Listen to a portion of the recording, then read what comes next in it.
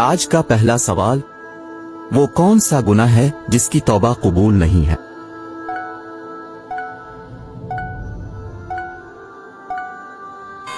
इसका दुरुस्त जवाब है खुदकुशी की।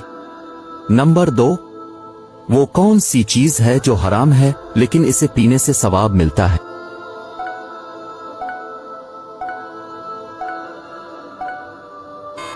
उसका दुरुस्त जवाब है गुस्सा को पीने से।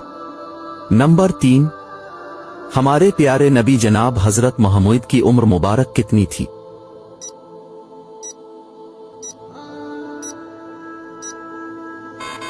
उसका दुरुस्त जवाब है 63 साल थी। नंबर 4, वो कौन से नबी हैं जो 40 दिन तक मछली के पेट में रहे हैं?